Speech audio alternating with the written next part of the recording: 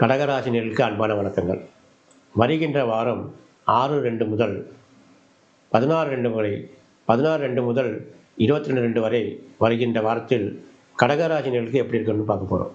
பொதுவாக கடகராசி பொறுத்த வரைக்கும் உங்களுக்கு எப்படி இருக்குன்னா, இந்த வாரத்திலே உங்களுக்கு 12ஆம் இடத்துல குரு வக்ரம் பெற்றிருக்கிறார். மீண்டும் உங்களுக்கு பார்த்தீங்கன்னா 6ஆம் இடத்தில் 6ஆம் இடத்தில் உங்களுக்கு உச்சம் பெற்ற செவ்வாய், சந்திரன். அப்போ கடகராசி எப்படி இருக்கும் அப்படின்னு பார்க்க போகிறோம். அது இல்லாமல் கடகராசிக்கு 18, அதாவது உங்களுக்கு 18, 19 ஆகிய இரு தினங்கள் உங்களுக்கு சந்திராஷ்டமம். நல்லா ஞாபகம் வச்சிங்க. புதன், வியாழன் உங்களுக்கு சந்திராஷ்டமம்.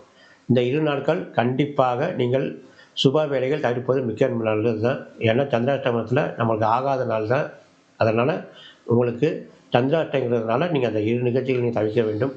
கடகராசி பொறுத்த வரைக்கும் 6ஆம் இடத்தில் ரிண ரோக சத்துருத்தம்னு சொல்லுவோம் இல்லையா, அந்த இடத்துல செவ்வாய் உச்சம் பெற்றிருக்கிறாரு. ஏற்கனவே உங்களுக்கு 7ஆம் இடத்து அதிபதியாக உங்களுக்கு சனி வருவார். சனி வீட்டில் தான் செவ்வாய் உச்சம் பெற்றிருக்கிறாரு. இருந்தாலும் சில பிரச்சனைகள்லாம் வரும். அது பண ரீதியாகவும் இருக்கலாம், குடும்ப ரீதியாகவும் இருக்கலாம். எல்லாத்துலேயும் கொஞ்சம் கவனம் தேவை. உங்களுக்கு 12ஆம் அதிபதி விரையாதிபதி உங்களுக்கு ஜென்ம குருவை வர போகிறாரு. அதனால் இப்போவே அதெல்லாம் கொஞ்சம் ஆரம்பமாகணும். அதனால் குடும்ப ரீதியாகவும், தொழில் ரீதியாகவும், உடல் ரீதியாகவும் கடகராசிகளுக்கு மிகவும் கவனம் தேவை. வரும் வாரங்களில் மீண்டும் உங்களை சந்திக்கிறோம். நன்றி, வணக்கம்.